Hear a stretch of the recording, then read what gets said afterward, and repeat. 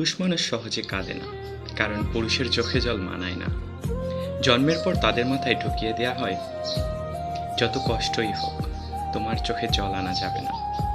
নারীরা হুটহাট কেঁদে উঠতে পারে, নারীরা রাগে কাঁদে, অভিমানে কাঁদে, কষ্টেও কাঁদে, কিন্তু পুরুষ কখনো অভিমান কিংবা রাগে কাঁদে না।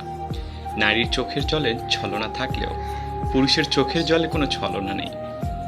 তবুও যদি কোনো পুরুষ কাঁদে, তবে বুঝতে হবে সে বড় কষ্টটাই না পেয়েছে এবং সে আসলেই কাঁদছে।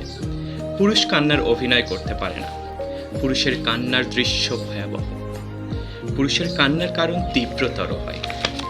তবুও পুরুষ কাঁদে চার দেয়ালের আড়ালে, পুরুষ কাঁদে বারবার ইন্টারভিউ বোর্ডে ব্যর্থ হয়ে সার্টিফিকেটের দিকে তাকিয়ে।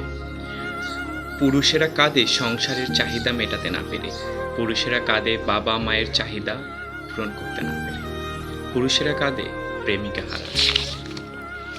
পুরুষ মানুষ নিজের জন্য যতটা না কেঁদেছে, তার চেয়েও বেশি কেঁদেছে অন্য কারোর মন রক্ষার জন্য।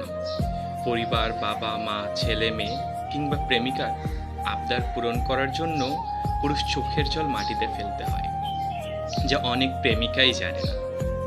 ইতিহাস বলে, যে নারী ইচ্ছাকৃত কোনো পুরুষের চোখের জলের কারণ হয়েছে, সেই নারী জীবনে খুব একটা সুখী হতে পারেনি।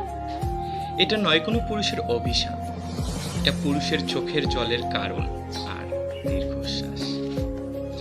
নারীরা বেঁচে থাকে বাবা কিংবা স্বামীর উপর ভরসা করে, আর সেই নারীর জন্যই যদি কোনো পুরুষকে কাঁদতে হয়, তাহলে সেটা সেই নারীর জন্যই অমঙ্গল। পুরুষের চোখের জল বিফলে যায় না, প্রকৃতি তার প্রতিদান দেয়। তবুও পুরুষেরা বীর, দিন শেষে একটা পরিবার, একটা বাবা মা কিংবা একটা নারীর বেঁচে থাকার শক্তি।